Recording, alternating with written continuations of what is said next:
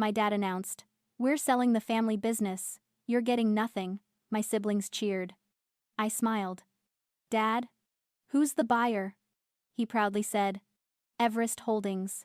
They're paying $50 million. I laughed. "Dad, I am Everest Holdings." The room went silent. That silence was the loudest thing I'd ever heard. Drop a comment and tell me, have you ever had to move in silence just to prove everyone wrong? I want to hear your story. You could hear the ice melting in the crystal buckets.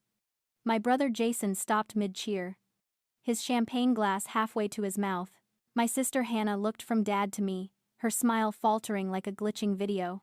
And Richard Sterling, the man who built Chicago skylines but couldn't build a relationship with his own daughter, looked like he'd just swallowed a shard of glass. "What did you say?" he whispered. It wasn't a question. It was a plea for me to be joking. I said, "I am Everest Holdings," I repeated, sliding a heavy, cream-colored business card across the glass table. It spun perfectly, coming to a rest right in front of his plate. "The equity firm buying Sterling Real Estate isn't a conglomerate from New York, Dad. It's me. I own 100% of the shares." He picked up the card. His hands were shaking. I watched him read the name, embossed in silver foil.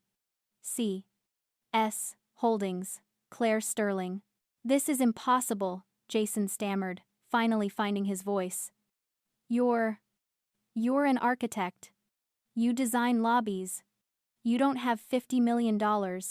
"I design skyscrapers, Jason," I corrected him, my voice calm, almost bored. "And I don't have $50 million. I have $450 million. The 50 is just what I'm using to buy you out." My mother, Susan, let out a small gasp. She covered her mouth, her eyes wide. She knew. Deep down, she had always known I was capable of this.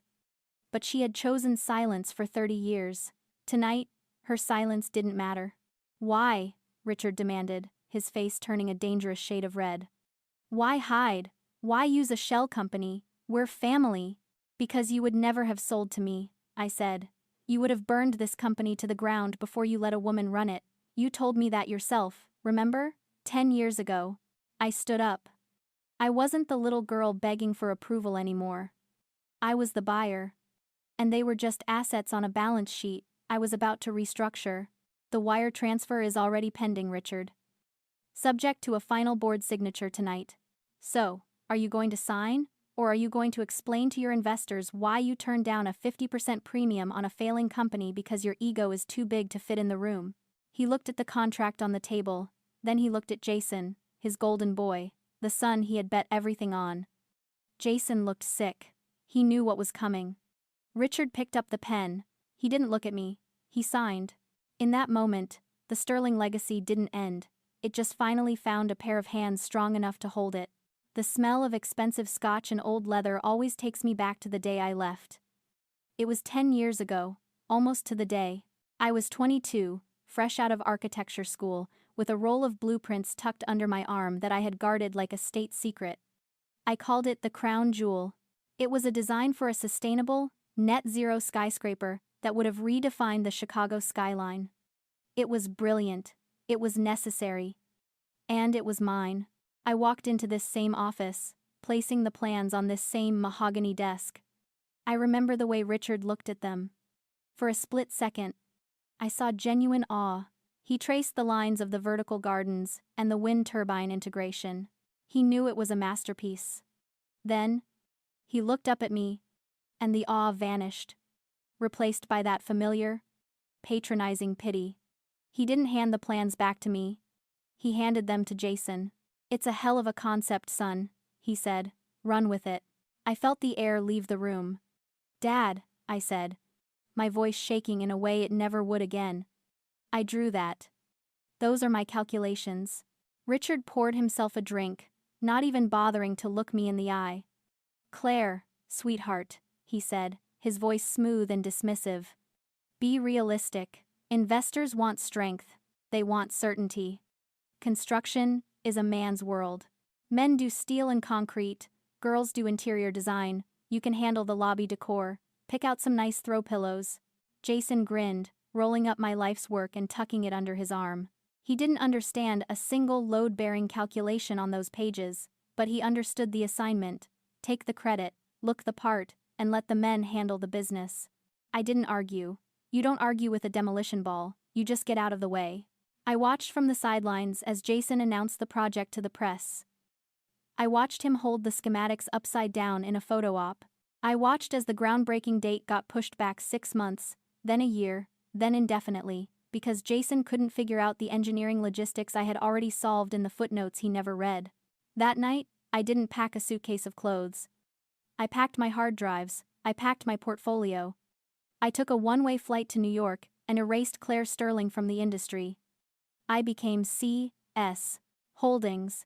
I built towers in Shanghai, bridges in Dubai, and luxury resorts in the Maldives, all under a shell company, all while watching my father's empire slowly rot from the inside out.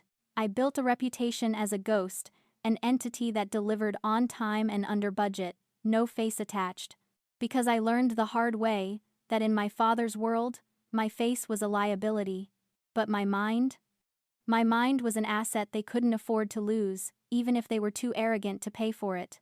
Looking at Richard now, slumped in his chair, defeated by his own prejudice, I realized something. He didn't just steal my drawings 10 years ago, he stole my loyalty. And today, I was here to collect the interest. There's a certain kind of lie that wealthy families tell. It's not a shout, it's a whisper, it's polite.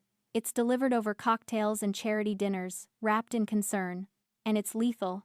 For 10 years, while I was in New York turning C.S. Holdings into a titan, Richard and Jason were busy assassinating my character in Chicago. They couldn't just ignore me.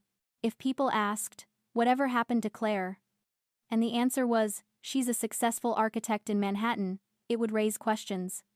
Why isn't she building here? Why isn't she part of the family business? So, they invented a version of me that justified my exile.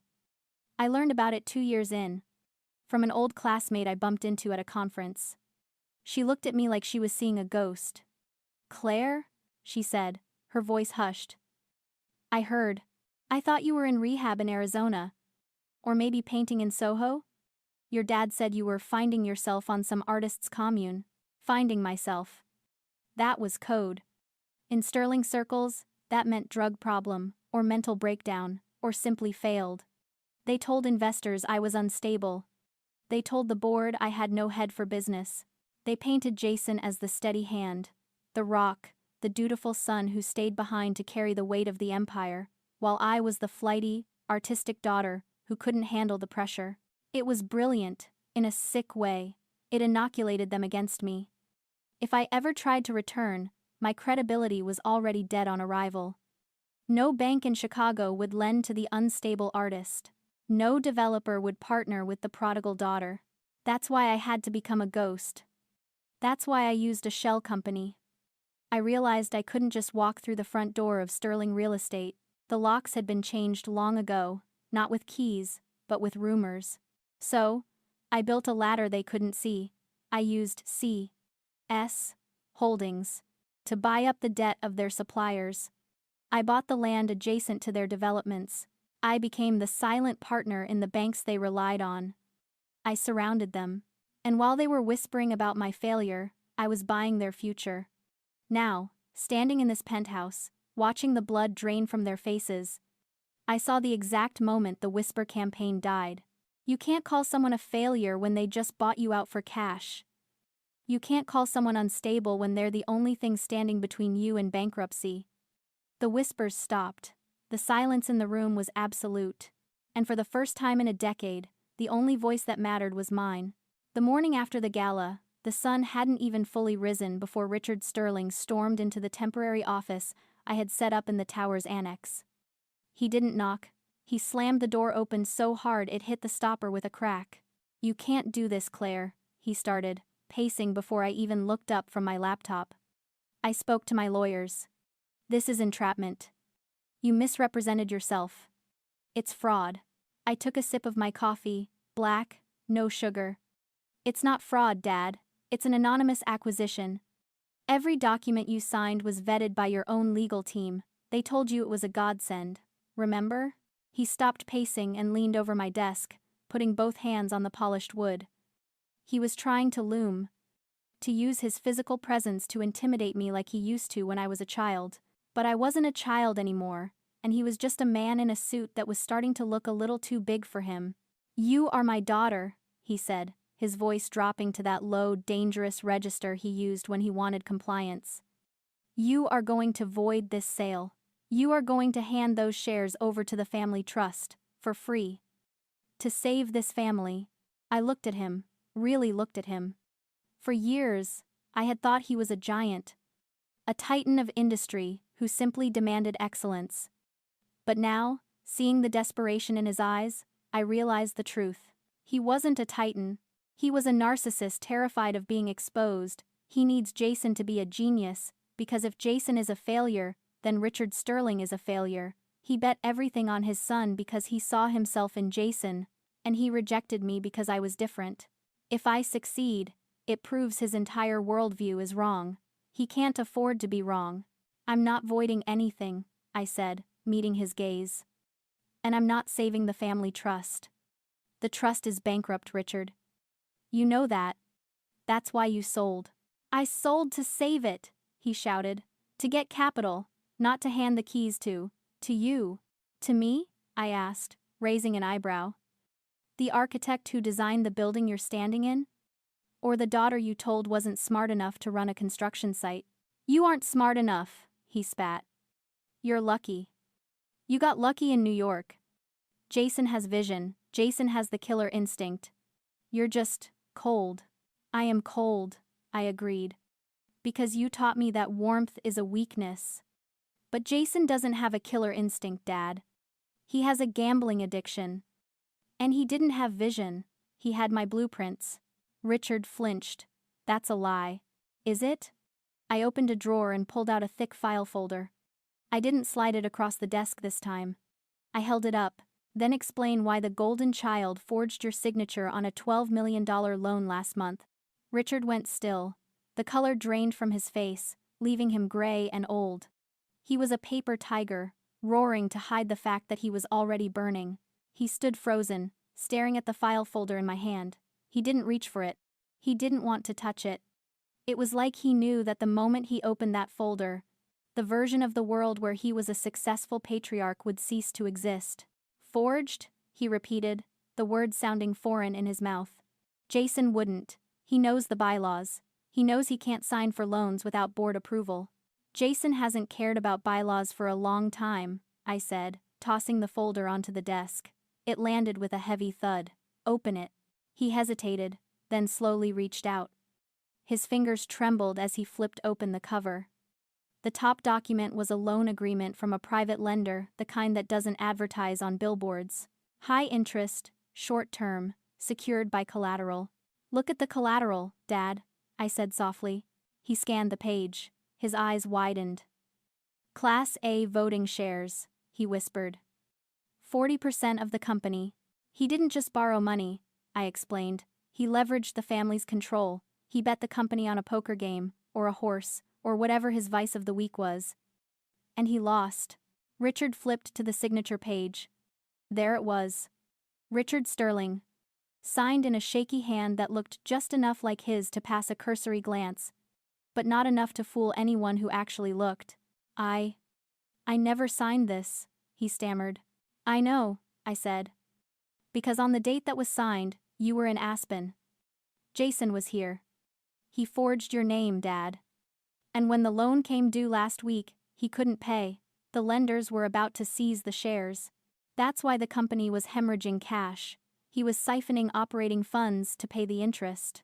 "But why?"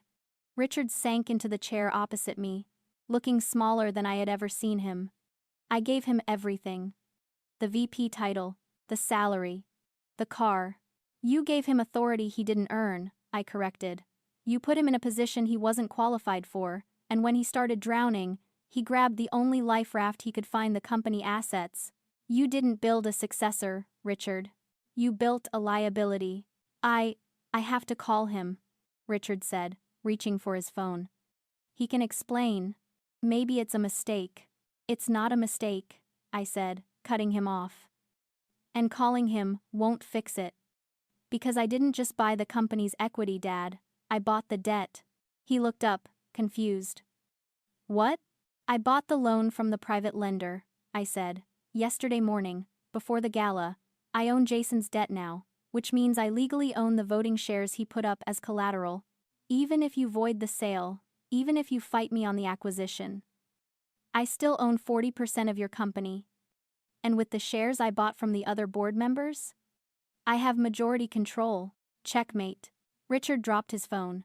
It clattered onto the desk, sounding like a gavel coming down. The realization hit him all at once. This wasn't a business negotiation anymore. It was a criminal investigation waiting to happen. And I held all the evidence. You own him? Richard whispered. I own his future, I said. And right now, his future looks like a prison cell unless you do exactly what I say. Richard sat there for a long time, the loan documents splayed out on the desk like an autopsy report of his parenting. He wasn't looking at the numbers anymore. He was looking at the signature, a jagged, desperate scrawl that tried so hard to look authoritative but only looked frantic. He wouldn't, Richard whispered. He's just under pressure. I pushed him too hard. Stop, my mother said. It was a single word, but it cut through the room like a scalpel. Susan Sterling, the woman who had spent 40 years blending into the wallpaper, stepped forward. She didn't look at me. She looked at her husband. He didn't do it because of pressure, Richard. He did it because he knew you wouldn't check. He's been taking cash from the safe since he was 16. You always said it was a bookkeeping error. You taught him that consequences were for other people. Richard looked up at her, betrayed. The illusion of his perfect family wasn't just cracking. It was turning to dust in his hands. His golden child was a felon. His silent wife was a witness. And his exiled daughter was the executioner holding the axe. He slumped. The titan of industry vanished, replaced by a tired old man terrified of the dark. Claire, he said, his voice trembling. Please. Don't destroy the company. Don't sell it off for parts. It's my name. It's everything I built. I leaned back against the edge of the desk, crossing my arms. He still didn't get it. He thought I was here to burn the house down because I was angry. He couldn't conceive that I was here to reinforce the foundation because I was capable. You think this is revenge? I asked. You think I spent $40 million buying your debt just to watch you cry? I picked up the file folder and closed it. Let's play a game, Dad. It's called, What If? Let's imagine I didn't come to the gala last night. Let's imagine I stayed in New York. I walked around the desk, invading his space, forcing him to look at the reality he had almost walked into. If I hadn't bought that loan yesterday morning, the private lender would have executed the default clause at midnight. They wouldn't have negotiated. They would have seized the voting shares immediately. By 9 a.m. this morning, they would have called an emergency board meeting. They would have liquidated the assets to recoup their cash. I pointed out the window at the skyline he loved so much. The Sterling Tower? Sold to a competitor for land value. The 500 employees you claim to care about? Fired without severance by noon today to stop the payroll bleed. The Sterling name? It would be splashed across every newspaper in Chicago, not as a legacy, but as a cautionary tale of fraud and bankruptcy. Jason would be in handcuffs by Friday. And you? You would be destitute, Richard. You'd be losing the house, the cars, the club memberships, everything you used to convince the world you matter. Richard was weeping now. Silent, ugly tears. He saw it. He finally saw the cliff edge he had been standing on while he was busy toasting his own success. I didn't stage a hostile takeover to destroy you, I said, my voice devoid of pity. I staged a rescue mission. I bought the debt to stop the liquidation. I bought the shares to keep the company intact. I saved the employees. I saved the buildings. I even saved your reputation, because now the headline isn't Sterling bankrupt, it's Sterling acquired. I placed a single sheet of paper in front of him. It was a resignation letter. I am the only thing standing between you and total ruin. And the price of my protection is your authority. Sign the resignation, Dad. Retire with dignity. As the chairman emeritus. Keep your office. Keep your club membership. But you are done making decisions. He looked at the pen, he looked at the resignation letter, he realized that for the first time in his life, he wasn't the one holding the checkbook. He picked up the pen and signed. As the ink dried, I didn't feel triumphant. I just felt efficient. The eviction was complete, the squatters were gone. Now, I could finally start building. 6 months later, the wind coming off Lake Michigan was still biting. But from where I stood, 60 stories up, it felt bracing. The crown jewel was no longer just a set of stolen blueprints. It was steel, it was glass, it was rising.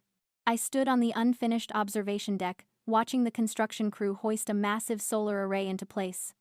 Richard Sterling stood next to me. He was wearing a hard hat. But he wasn't barking orders. He was just watching. "It's going to be taller than the Hancock," he said. It wasn't a challenge, it was just a fact.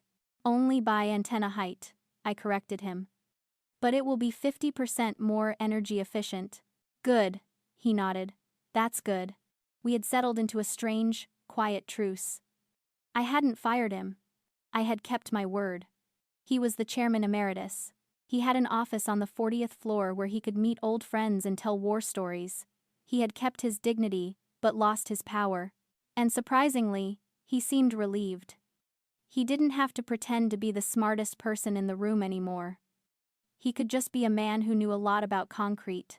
Jason was in Arizona. I had cut off his salary the day I took over, but I had paid for a top-tier rehab facility. He was angry at first, furious. But last week, he sent a letter, no demands, no threats, just a shaky thank you. He was learning to live without the crushing weight of being the golden child he never wanted to be. Hannah was working in marketing, an entry-level position I created for her. She was learning that her value wasn't just in being a Sterling, but in actually doing the work.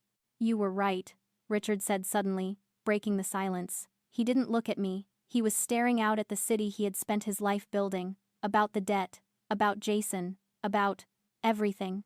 "I know," I said. He turned to me then. His eyes were tired, but clear. "I spent 40 years building a legacy," he said softly. "But I almost burned it down because I was too proud to hand the matches to someone who knew how to use them. You didn't just buy the company, Claire, you saved it." "I didn't do it for you, Dad," I told him honestly. "I did it for the work. I did it because this building deserved to be built." "I know," he said. "That's why you're better at this than I ever was. You care about the steel, I only cared about the name on it." He patted my shoulder, awkward, hesitant, but real. Then he walked back toward the construction elevator, leaving me alone on the edge of the sky. I looked out over Chicago. The sun was setting, painting the glass towers in shades of fire and gold. I thought about the girl who ran away to New York with nothing but a laptop and a grudge. I thought about the woman who came back and bought her own history.